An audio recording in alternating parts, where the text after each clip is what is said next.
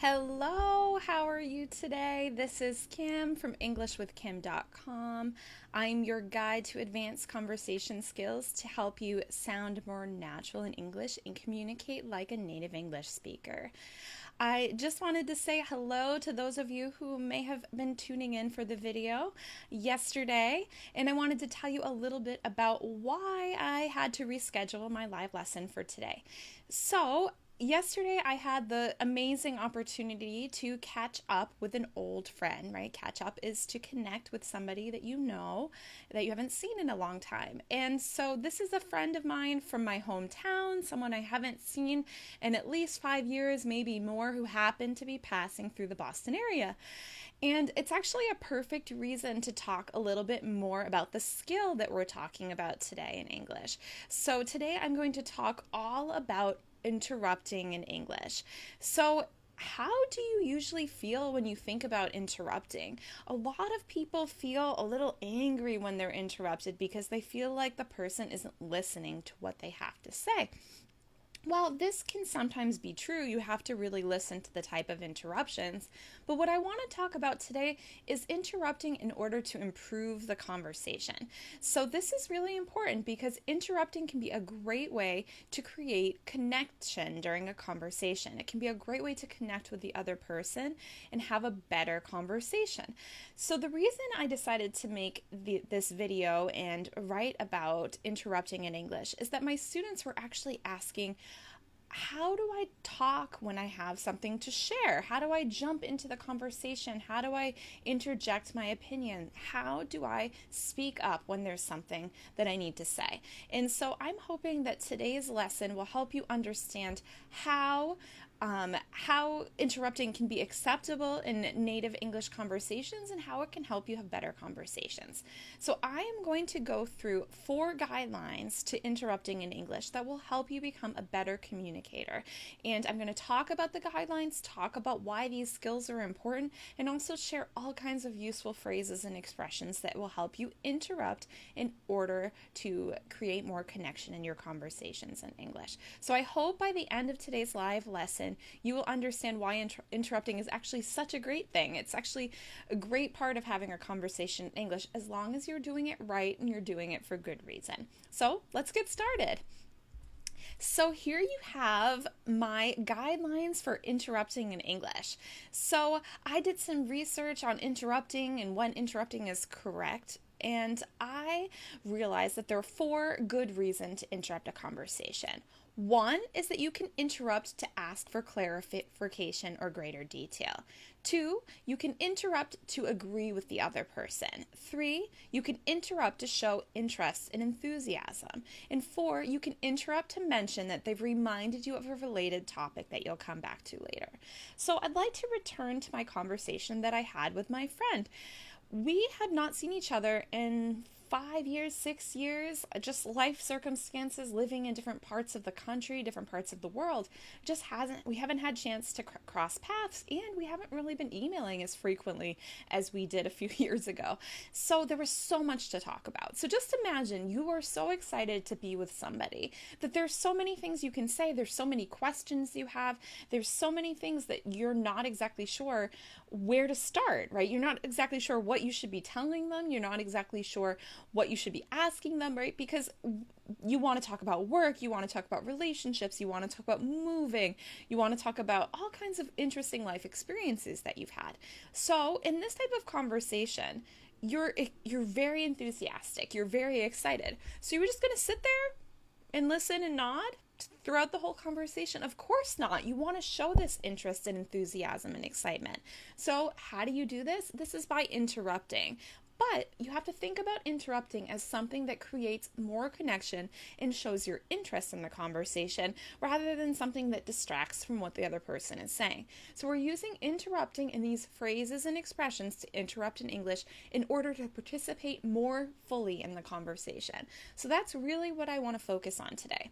And it was perfect because that's exactly what happened yesterday when I was talking to my friend. We had a conversation for about an hour and a half, and we were just talking, and one of us was talking and sharing, the other person was asking questions, and then we would switch. That's a real conversation. That's a conversation that shows two people who are interested in what the other person has to say. And when we ask questions, we were doing it in order to find out more information, in order to clarify, in order to make sure we got the answers to the first question we asked, because interrupting can be a way to keep the conversation going and on track so that everyone who's participating in the conversation leaves having the information that they wanted, right? So I hope that story helps you understand why interrupting is not a bad thing. If you think about it as a way to connect with the other person, it's a great way to have a conversation, as long as you're doing it carefully. And that's why we're talking about these 4 guidelines today. And I just wanted to say that I'm going to keep checking as I'm going through this lesson, because it's going to be maybe a little longer than usual. So I'm just checking on my phone, and if you can see me looking down right now, to see if anyone has any questions. So if you have any questions or you like what I'm saying, please leave a comment or put a thumbs up on the video. And if you're watching this video later on Facebook or YouTube and you have any questions, I'm happy to answer them. So just wanted to make that clear. Okay, so as I said, here's my reminder here in this mini lesson. If you interrupt politely and with the purpose of connecting with the other person, interrupting can actually show that you're actively participating in the conversation and make the conversation even better. So that's something I really want you to leave knowing after watching this live lesson. Okay, pro tip. After you finish your comment, you can be extra polite by excusing or apologizing for the interruption. Those of you that have been following my live videos know that I've been talking about politeness for the past month. And so politeness is still important in a conversation, but all you have to do is apologize. And so I'll show you some phrases for that as well. Should we get started? Sound good? All right. Let's take a look at it. So this is my first guideline, how to interrupt to ask for clarification. So in conversations in English, it's perfectly polite to interrupt someone to ask for clarification if you want a longer explanation or additional details. Why is this possible? Because this helps keep the conversation on topic. It also shows that you're listening carefully. Not all of us are able to have a conversation that's completely laser focused and stays on topic throughout the entire time. I personally have a tendency to ramble. I don't know if you notice it by watching my videos. So sometimes the other person listening very carefully is going to focus me back to my main point, right? So that's what interrupting to ask for clarification can do. It also encourages them to rephrase if they're being unclear. I've talked in other videos about how you should not be afraid to ask questions, right?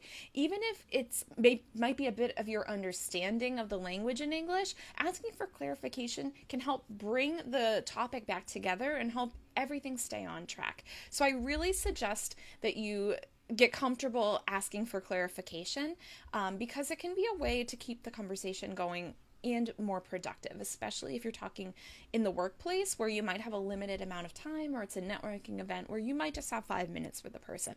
If you ask for clarification, you're going to make sure you leave with the information you want. So I have an entire lesson on phrases for clarification, which you can find on YouTube and also on Facebook. But here are some useful phrases specifically for interrupting in the middle of conversation. So, sorry, but could you go over that again? And if you make sure that your intonation rises up, you're going to show the person that it's a nice comment instead of a demand, right? That's something we're talking a lot about with politeness, is that you want to make sure that you ask it in a way that encourages the person to respond to you. So that's just one of them. Sorry, but would you mind repeating that? Maybe they weren't very clear, or you didn't catch it, or it's really loud. So asking them to repeat, it's okay to interrupt because you're still on the same conversation topic. Excuse me for interrupting, but I'm not sure I follow. Could you give me a little more detail? So this happens if the person has gone off topic or their idea isn't super clear because they're having trouble expressing it. They might still be working out some of the details in their head. So you asking this question shows them that they need to go back to what they were saying and rephrase what they were trying to explain to you. And then the last one here, sorry for interrupting, but I'm not sure what you mean. What was that again? So that gives them another chance to go back and clarify what they have to say. And so what I'd like to point out with these 4 phrases is exactly what it says in the pro tip. They're starting with a brief apology to be extra polite. You could just say, what was that? That's okay. But by saying, sorry, what was that? Sorry, could you repeat that? And you can see my expression and my intonation is like, sorry to interrupt. It helps the person know that you know that you're jumping into their conversation. You're jumping into what they're trying to say, but you're apologizing for it. So they feel a little more comfortable giving you more information. So a little apology can go a long way, as long as it's a conversation that you're having where both of you are happy to be in the conversation. Apology can make it a little bit easier to jump in, right? So don't be afraid. Be sure to ask for clarification if you don't understand a word or you don't understand one of the points that the person is making, because that can help make sure that both of you leave feeling like you understood the entire conversation. So do we feel good about that? That's tip number 1. Let's take a look at my second tip. Here's how to interrupt to agree with someone. So agreeing is a great thing, right? It's good when we're talking and the other person agrees with us. So agreeing doesn't always have to be when you're having some sort of political discussion or you're talking about a deep belief or some sort of value that you have in your life, right? Agreeing can also just be sharing the same sort of feeling that you have with somebody. And so if you're listening to what they have to say and it's resonating with you, that's a really big word that we use a lot in English, resonate, right? It's something that really helps you connect to what they're saying. Mention that. It's okay to interrupt in order to show that you're really hearing what they have to say. Imagine if you're having a conversation and the person's just sitting there, nodding their head, not particularly smiling. I mean, I don't even look like myself when I'm doing that because I'm not like that. But you're not going to feel like they're really listening to you, right? Listening is not just about actually being quiet and listening. Listening is about finding something that is resonating with you, something to connect with in the conversation. So interrupting in order to agree with a person can be really helpful to keeping the conversation going. So let's take a look at my examples here. Agreeing with opinions. I loved that book. Listen to my intonation, my enthusiasm, right? I loved that book. Or somebody's talking about a book and you just want to show that you completely agree with them. Or they're talking about a TV show, right? These are really basic examples, so because they're examples that come from small talk. That last episode of Game of Thrones was so crazy, right? You watched it too, and it shows that you want to hear their opinion. You want to share their opinion and have a conversation about it. Somebody's talking about an activity that they did during the summer. It's the end of summer here in Boston, so people are squeezing everything they can out of their summer. I love kayaking in the summer. Okay, now you have some sort of connection with the person. You have something that you agree with. So using these expressions and showing that you agree with what they have to say can keep the conversation going because you have something to talk about. You've now established that both of you care about the book, Game of Thrones, kayaking, whatever the conversation topic is. Someone's talking about a different book or talking about an article, whatever it is that the both of you are talking about. Oh, I also thought that his latest book was disappointing. It doesn't always have to be love, right? It can be something that you're not so enthusiastic about.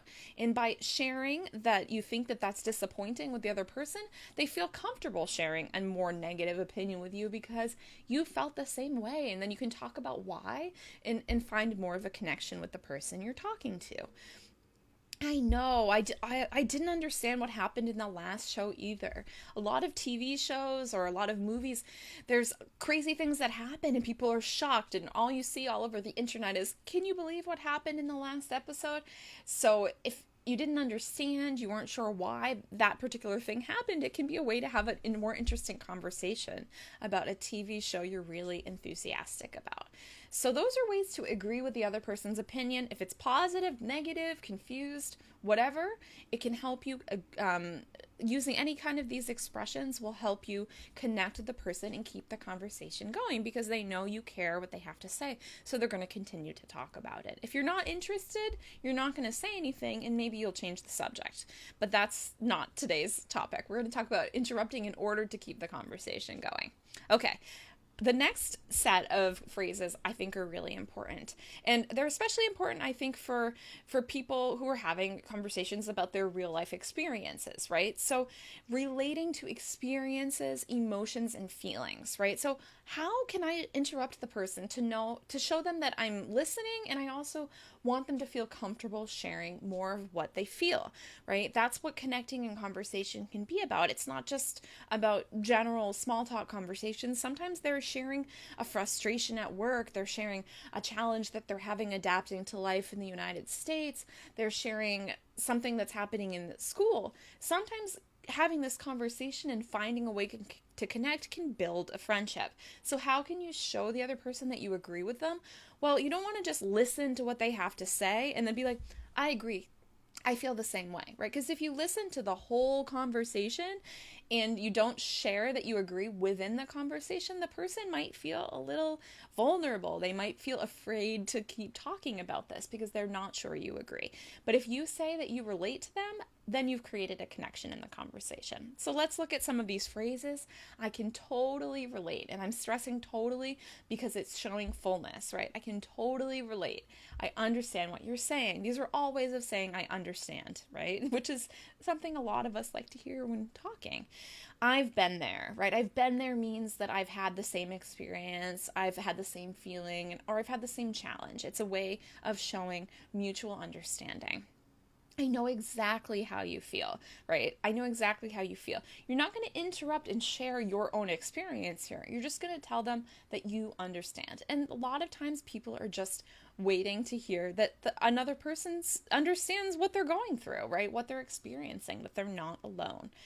That's happened to me too, right? So especially if you're talking with one of your classmates and you're both talking about how difficult it is to speak English in Starbucks, for example, right? Starbucks is really overwhelming in another language. Trust me, I've been there. So you say, that's happened to me too. And you can laugh about it. It can be a way to connect during the conversation.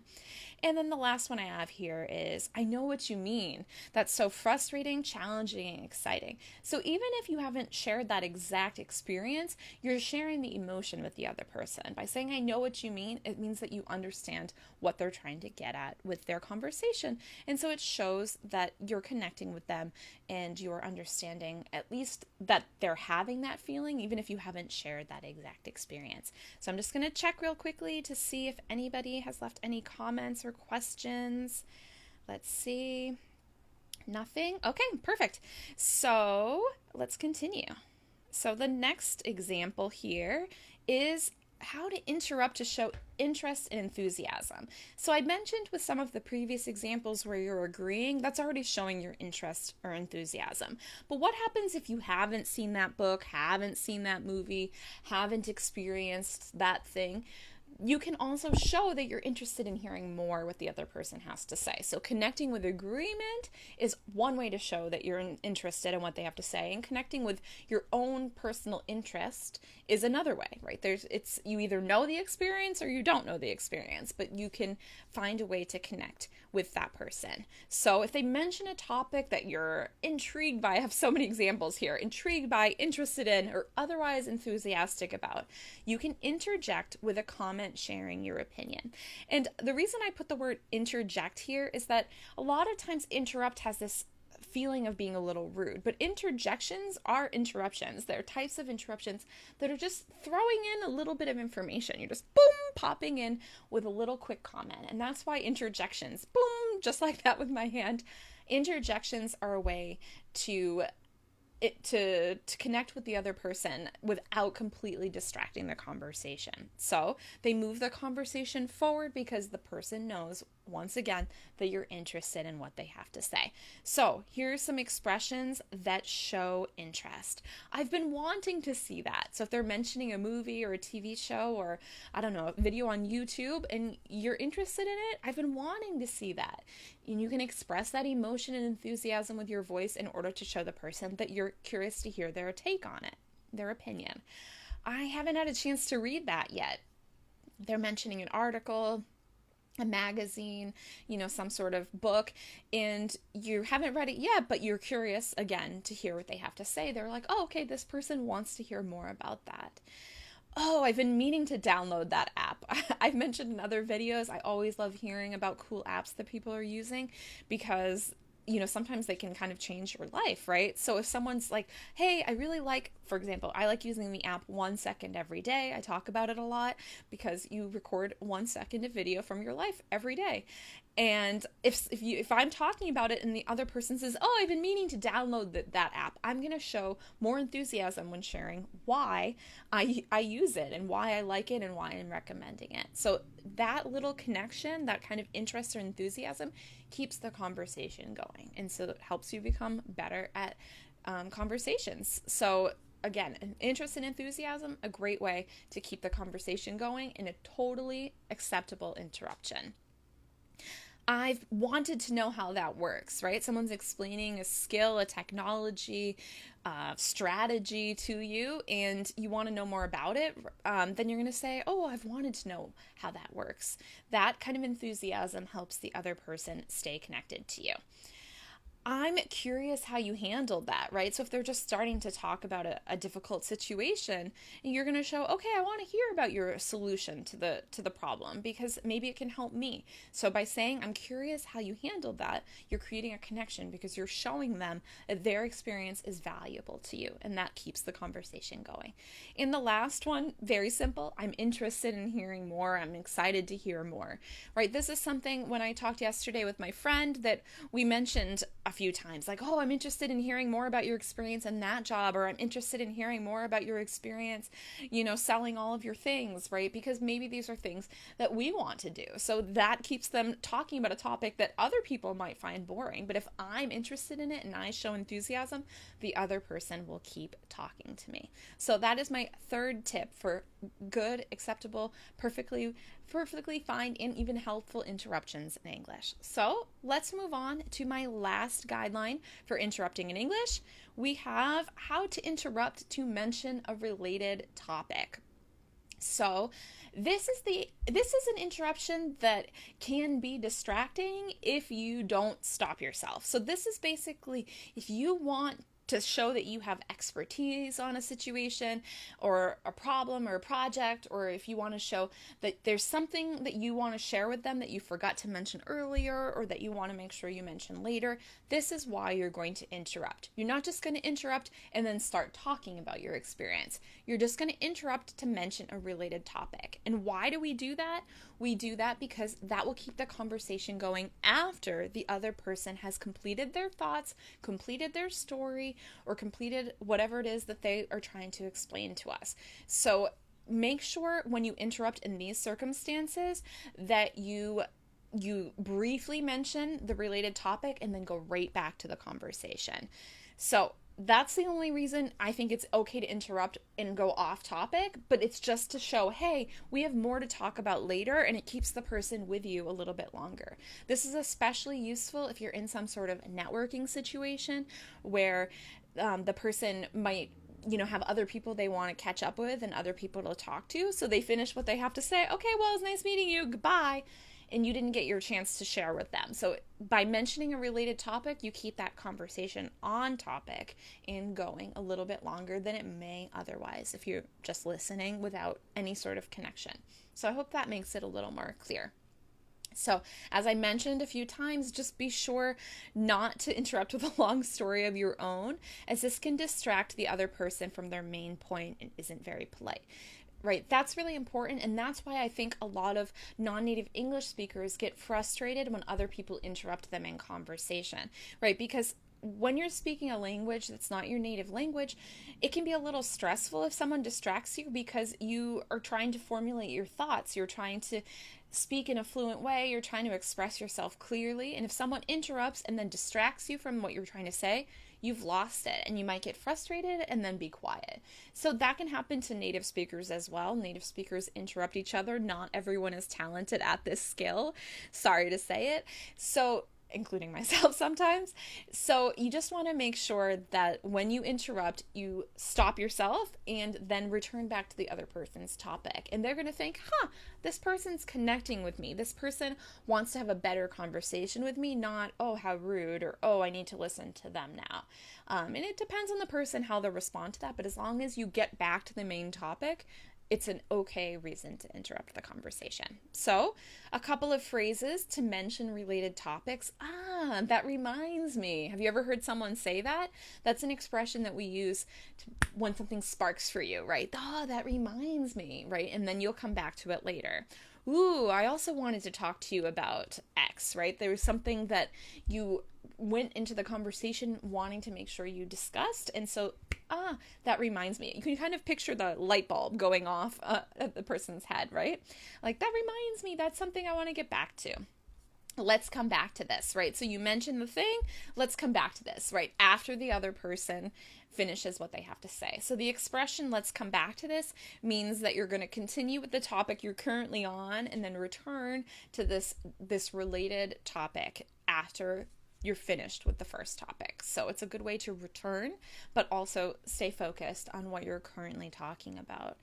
And then I have remind me to tell you about my experience doing. Like, remind me, right? You're connecting the other person. You're asking them to tell you something in order to share with them a little bit later. So it's just another way that you can say, I have something similar to say, but I'm going to let you finish first. And don't let me forget to tell you about whatever it is when you're finished, right? So don't let me forget is the same as saying remind me. But if you notice at the end of this phrase, I say when you're finished, because you want to make sure you're still listening to what the other person has to say. So I hope these phrases show you how interrupting to mention a related topic can be useful as long as you return back to what they have to say. And that's why I have some more guidelines for how to be polite when interrupting in conversation, right? So interrupting, as I keep mentioning, is part of active listening and creating connection in English.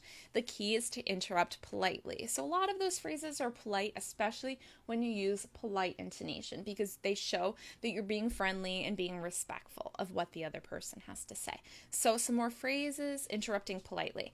I mentioned on the article I wrote about this on my website that if you need to interrupt politely and you're feeling a little shy about it, you can use these phrases. They're not always necessary, but they show that you're a polite person and that you are acknowledging that you're interrupting.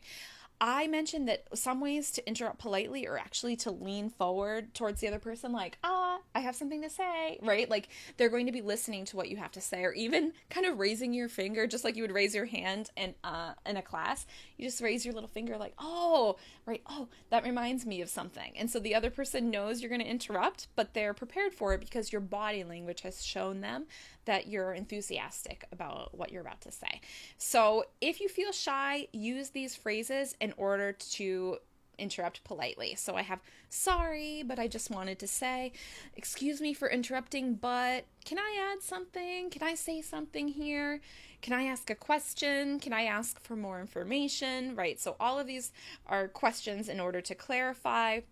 Before you continue, I'd just like to add. If the person's talking a lot, then you can say, before you continue, I'd just like to add, just so that you show, hey, I'm listening to you. I'm listening to what you have to say, but I want to create this connection with you in the conversation because we're both participating. And the last one, I'd like to comment on that, say something, I'd like to remind you, right? This is especially useful if you're having a conversation in the workplace, there's a meeting happening around you, and there's just something you want to add there. Sometimes you have to kind of just vocalize your opinion. You have to speak a little louder in order to make sure that the other person is listening to you.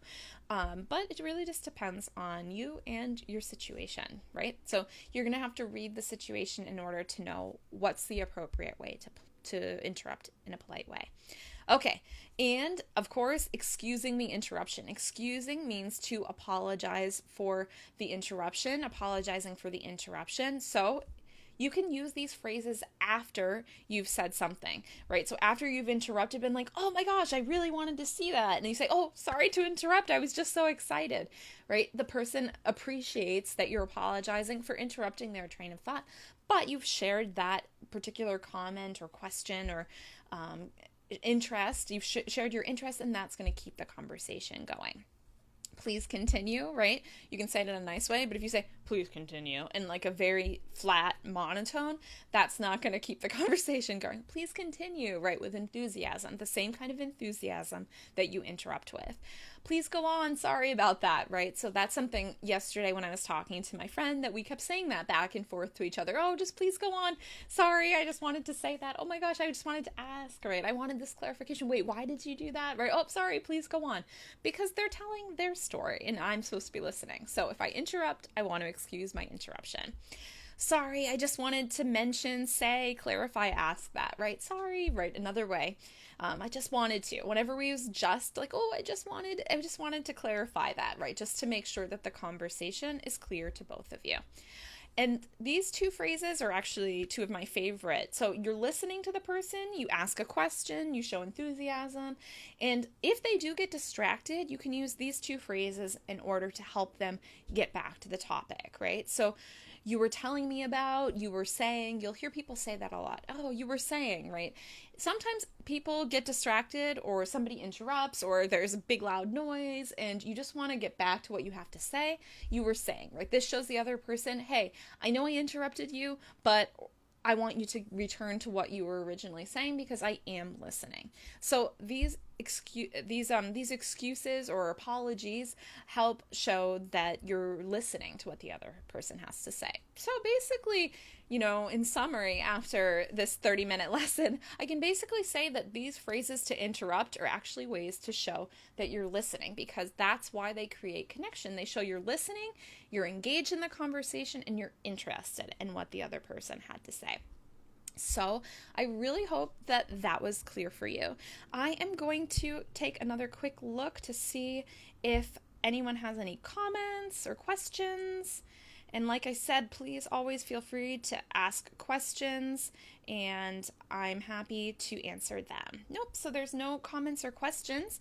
So I hope that after watching all of these lessons or looking at these little mini lessons and listening to my explanation, you feel more comfortable. So just a quick review here are my guidelines for interrupting English.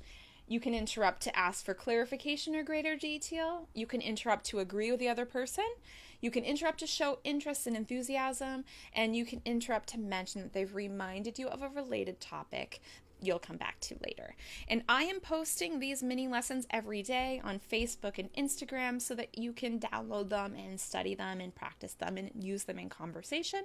And I hope that this live lesson helped you hear how you should say them and helped you understand a little more about why interrupting is a great way to create connection in conversation.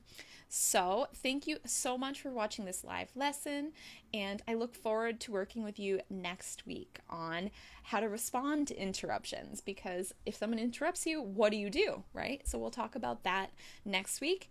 Have a great day, and if you haven't already, be sure to download my quick guide to more interesting small talk, and this will help you have better conversations in English because I list 17 easy ways to have more interesting conversations about easy, accessible topics for all kinds of conversations. So you will become a conversation pro using my suggestions. So thank you once again and have a great day. Goodbye.